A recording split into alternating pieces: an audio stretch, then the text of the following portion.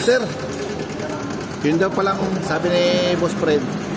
Kasi daw yung taillight na siya nakabuno niya. Kung pwede daw makuha yung dalawa. So, tanong natin kung pwede. Kasi nabunuan niya, hindi pa na-reverse na. Tanong natin sana kung pwede ko. Oo. Kasi sabi niya parang yun, ako bumili na. Sige ako, pwede.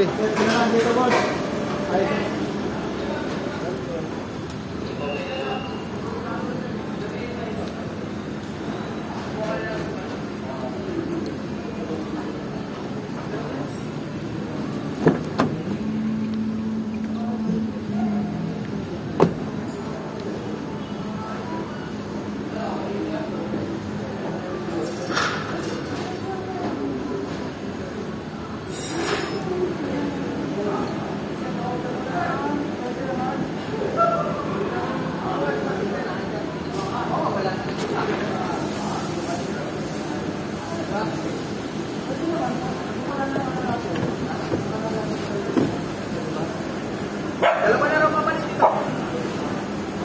Kaya lang ang problema mo natin yung waste. Oo, yung waste wala na yung Kailangan natin yun, kahit pasang yun. Kasi yung waste material. Nasa motor pool po, sila Sir Nilo nagpalit po yan eh. Yun ang kailangan natin. Kunin ko doon kay Sir Nilo. Para mo naman kaliwa. Oo. Sige po. Madali lang yun. Kapit mo yun.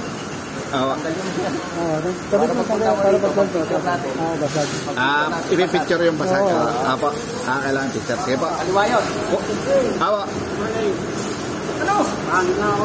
Kunin ko kay Sir Nilo. Yan, doon. Hindi tayo. Dito dulo. Dito dulo yan. Hangin na.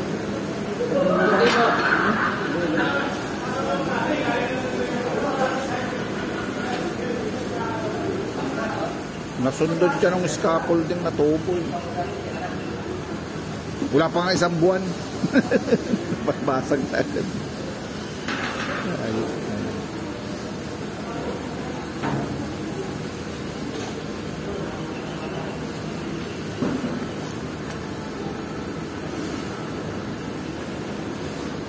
Yan lang nasundot yun. Ganyan pala yung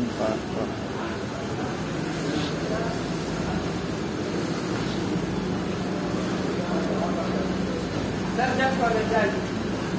Okay po.